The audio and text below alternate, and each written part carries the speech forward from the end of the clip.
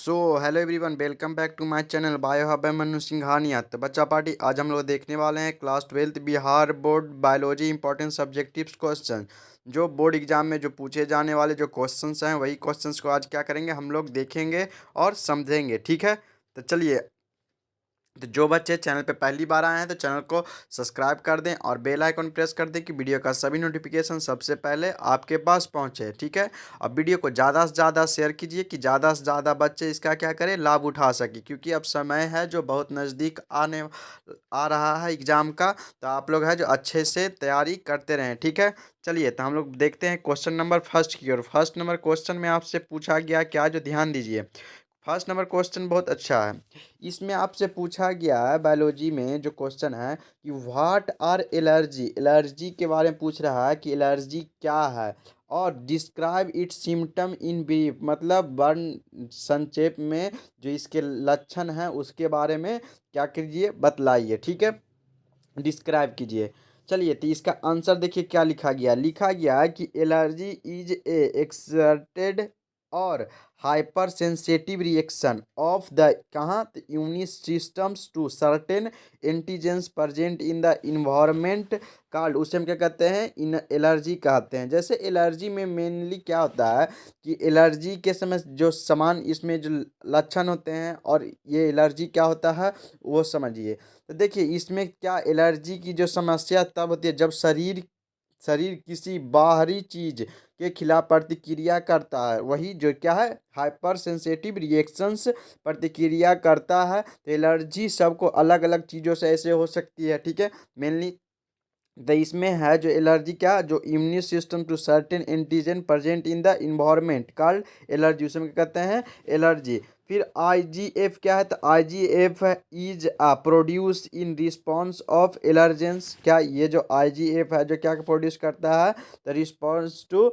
Allergens. फिर है drugs like antihistamine, adrenaline and steroid quickly reduce, क्या reduce करता है, तो सिम्टम ऑफ एलर्जी को, जो एलर्जी का जो सिम्टम होता है उसको क्या करता है, ड्रग्स लाइक जैसे एंटी क्या है, histamine, adrenaline, asteroid quickly reduce the symptom of allergy.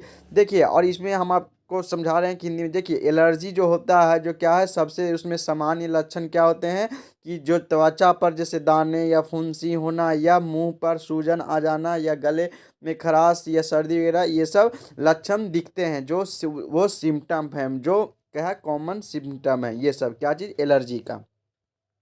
तो हम लोगों ने फर्स्ट नंबर क्वेश्चंस देखा। सेकंड नंबर क्वेश्चंस देखिए, आपसे पूछ रहा है क्या, बायोडाइवर्सिटी के बारे में, कि define the term biodiversity and name it's type. Biodiversity क्या होता है उसके बारे में पूछ रहा है। ठीक है, जिसको बायोडाइवर्सिटी को हिंदी में क्या कहते हैं, जैव विविधता। तो जैव विविधता क्या होता है उसके बारे में पूछ रहा है। चलिए तो हम लोग समझते हैं। मोस्टली यहाँ पर जो आपको डिफिनीशन दिया गया है वो भी लिख सकते हैं, और हम एक डिफिनीशन बतला रहे हैं अपने तरफ से, वो भी सुन लीजिए।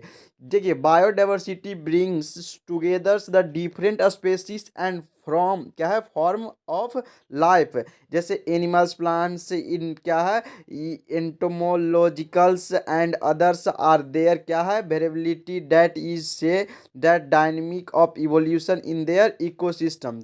और इसमें मोस्टली आपको है जो कितने तो नेम हैं, तो थ्री टाइप्स में आपको है, जैसे गैंगेटिक डाइवर्सिटी हो गया, स्पेसिक डाइवर्सिटी हो गया, इकोसिस्टम डाइवर्सिटी हो गया, जिसको हम बोलते हैं इकोलॉजिकल डाइवर्सिटी। ठीक है, वही चीज़ आपको बतलाया गया है, जो हमने बोला वही चीज़ आपको यहाँ पर भी लिखा गया। द अक्रेंस क्या, the occurrence of different types of genes, genes pools और species ecosystem in a particular place and various, जैसे drugs part of the earth कार्डुसम के कहते हैं, बायोडाइवर्सिटी कहते हैं, क्या कहते हैं, बायोडाइवर्सिटी कहते हैं। और इसके टाइप क्या क्या हैं, तो गैंगेटिक डाइवर्सिटी, और क्या है, स्पेसिक क्या, species diversity, ecological diversity. Okay, तो ये कितने थ्री टाइप्स इसमें बतलाया गया है आपको। ठीक है, तो यही है आपको बायोडाइवर्सिटी।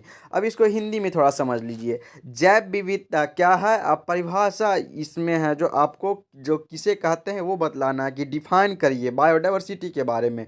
ठीक है, और इसमें है जो क्या टाइप्स बतलाने के लिए बोल रहा है कि देखिए, तो इसका क्या है, जो जैव विविधता क्या होता है, ठीक है, उसके बारे में तो सुनिए।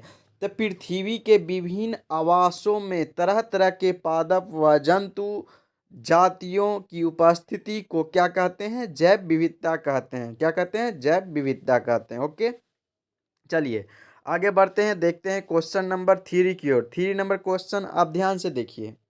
3 नंबर क्वेश्चन में आपसे क्या पूछ रहा है, जो ध्यान दीजिए। 3 नंबर क्वेश्चन में आपसे पूछा जा रहा है कि बीटी कॉटन क्या होता है, जिसको हम लोग बोलते हैं फुल फॉर्म में बैसिलस थुरिंजेसिस। क्या? थुरिंजेसिस, जिसको बोलते हैं बीटी कॉटन। तो बीटी कॉटन है जो क्या होता है उसको समझिए। क्या? BT cotton. चलिए, what is BT cotton? Okay, तो इसका आंसर देखिए, लिखा गया है कि BT cotton is a type of toxin which is often, कहाँ से होता है? ऑफ्टेन प्राप्त होता है तो बैसिलस थुरिंजेसिस। ये क्या है? BT cotton. ठीक है, बैसिलस थुरिंजेसिस, मोस्टली इसको समझिए पहले। It is called BT in short form. BT को हम क्या शॉर्ट फॉर्म में कहते हैं? BT toxin gene has been cloned from the bacteria and expressed in plants to provide resistance from insects without the requirement of क्या है? insecticides. Bt toxin genes were isolated from Bacillus thuringiensis and incorporated क्या है? Incorporated into the several crops plants such as क्या? Cotton. Cotton में जैसे देखिए, BT जिसको बोलते हैं, बीटी कॉटन जो कपास होता है, कपास में बैसिलस थुरिंजेसिस जीवाणु की क्या होता है? आविष प्रोटीन का संश्लेषण करने वाले जीन को हम क्या कहते हैं? जेनेटिक इंजीनियरिंग द्वारा क्या है? निवेशित करके इसकी कीट प्रतिरोध किस्म विकसित की गई है। जैसे बीटी किस्म का उपयोग इस क्या है करके प्रत्येक वर्ष करोड़ रुपये लाखों फसलों की कीटों से बचाया जाता है।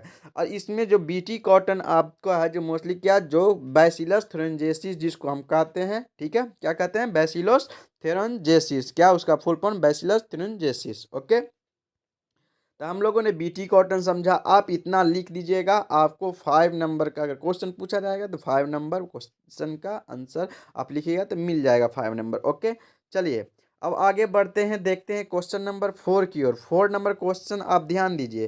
4 नंबर क्वेश्चन में आपसे पूछ रहा है क्या कि राइट शॉर्ट नोट्स इन क्या? Right short notes on golden rice. किसके बारे में? सुनहरा चावल जिस जो होता है उसके बारे में पूछ रहा है। ठीक है, क्या है? शॉर्ट नोट्स लिखने के लिए बोल रहा है। ठीक है, तो क्या होता है गोल्डन राइस उसको समझते हैं। देखिए, इसमें बतलाया जाता है कि जो गोल्डन राइस होता है, जो क्या, पहले इसको सुनिए हिंदी में। देखिए, इसको सुनहरा चावल कहते हैं। किस चीज़ को? गोल्डन राइस को। तो देखिए, ओरिजा जो सैटिवा चावल का एक क्या किस्म है? क्या? ओरिजा क्या है? सैटिवा जो चावल का एक किस्म है, जिसे क्या बेटा कैरोटीन, क्या जिसको वी कैरोटीन बोलते हैं, जो खाने वाले चावल में प्रो विटामिन ए का क्या है? अगुआ जो इसमें है, जो प्राप्त होता है, क्या है? जो होता है इसमें क्या है? डिफिशियंसी, जो कंपोनेंट होते हैं विटामिन ए के। ठीक है, कि जैव संश्लेषण के लिए जेनेटिक इंजीनियरिंग के द्वारा बनाया जाता है। तो इसमें और क्या है? इसमें वो चीज़, जैसे चावल के वैज्ञानिक विवरण पहली बार कब हुआ था? तो 2000 साल में क्या है? साइंस से में क्या है? प्रकाशित हुए थे ये चीज़। ठीक है, अब इसको क्या लिखा गया इंग्लिश में, जो ध्यान दीजिए आप। The golden rice is a genetically modified variety of, किस चीज़ का है? तो गोल्डन राइस जो जेनेटिकली मॉडिफाइड वेराइटी है, किस चीज़ का? तो राइस का, चावल का। It contains the transgenes froms the a daffodils plants. कौन से? Daffodils plants. And also from some bacteria which are responsible for, जो कुछ बैक्टीरिया हैं जो क्या चीज़ इसमें है, जो क्या है? रिस्पॉन्सिबल हैं क्या चीज़ के लिए? द सिंथेसिस ऑफ वी कैरोटीन के लिए, which is a component of vitamin A. इसमें क्या प्रेजेंट है? Vitamin A. Deficiency of vitamin A causes, इससे क्या होता है? ब्लाइंडनेस। देयर फॉर वी carotene present in golden variety. क्या? गोल्डन वेराइटी कहाँ? तो राइस में। कैन बी हेल्पफुल फॉर, क्या चीज़ से बचाता है? तो प्रिवेंट करता है तो चाइल्ड ब्लाइंडनेस से। ठीक है, चलिए तो इसको है जो हम लोगों ने देखा क्वेश्चन नंबर 4 को, right short note on golden rice, सुनहरा चावल के बारे में हम लोगों ने समझा। ओके, चलिए अब हम आगे बढ़ते हैं क्वेश्चंस नंबर 5 की ओर। 5 नंबर क्वेश्चंस देखिए, ये भी क्वेश्चंस बहुत अच्छे हैं।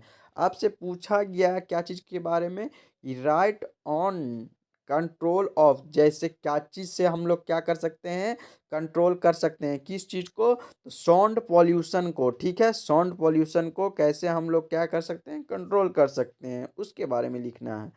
तो देखिए, कंट्रोल ऑफ नॉइज पॉल्यूशन, जिसको हम लोग बोलते हैं sound pollution, there could be developed gadgets to control noise at source of noise.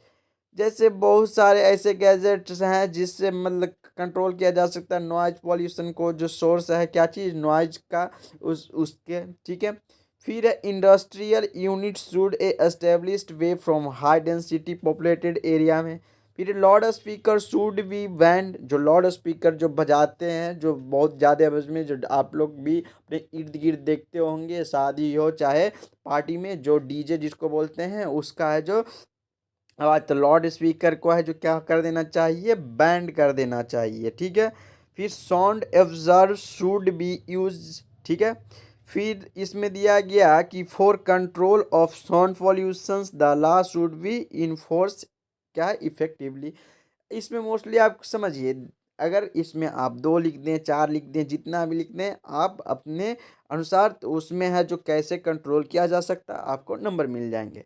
समझिए अब इसकी न, जैसे में वाहनों में तीव्र एवं क्या है, जैसे आवाज़ और जो हॉर्न बजाते हैं, बाइक चलाते हैं, चाहे जितने व्हीकल्स में, तो उस पर क्या प्रतिबंध लगा देना चाहिए। ठीक है, उसमें भी कंट्रोल होगा। सभी प्रकार के वाहनों के शोर को कम करने के लिए साइलेंसर लगाना कानूनी रूप से क्या है, अनिवार्य कर देना चाहिए। ठीक है, और वायु पत्नों एवं कल कारखानों का क्या स्थापन संगठन जहां पर जनसंख्या वाले क्षेत्रों से दूर किया जाना चाहिए। ये वाला लाइन आपको यहाँ पर बतला है, industrial unit should be established, कहाँ पर स्थापित करना चाहिए, जहाँ पर क्या, away firms the high density, जहाँ पर क्या है जो स्थापना करना चाहिए, जहाँ पर संगठन जनसंख्या वाले क्षेत्रों से क्या है दूर किया जाना चाहिए। ओके, तो ये बोल रहा है जो इंडस्ट्रियल, जो उद्योग कारखाना ये सब है, जिसको कहाँ, जहाँ पर बहुत ज़्यादा संख्या में जो वहाँ पर आदमी रह रहे हैं उस क्षेत्र में, वहाँ से हट करके करना चाहिए। ठीक है, डेंसिटी पॉपुलेटेड एरिया। ओके, तो इस प्रकार से क्या किया जा सकता है, साउंड पोल्यूशन को कंट्रोल किया जा सकता है। ठीक है, तो ये सब चीज़ को हमेशा क्या करना चाहिए, ध्यान रखना चाहिए, तब कंट्रोल हो सकता है। ठीक है, फिर मिलते हैं नेक्स्ट वीडियो में नए क्वेश्चंस के साथ। ये हम लोगों ने टोटल क्वेश्चंस 5 इसका देखा। ठीक है, अब नए क्वेश्चंस के साथ प्रतिदिन नए नए क्वेश्चंस आपको दिए जा रहे हैं, और नए नए क्वेश्चंस के साथ आपको उसके सॉल्यूशन बतलाए जा रहे हैं। तो आप लोग अच्छे तरीके से पढ़ाई करते रहिए। फिर मिलते हैं नेक्स्ट डे नए क्वेश्चन के साथ। बाय, सी यू सून बच्चा पार्टी। Okay, bye.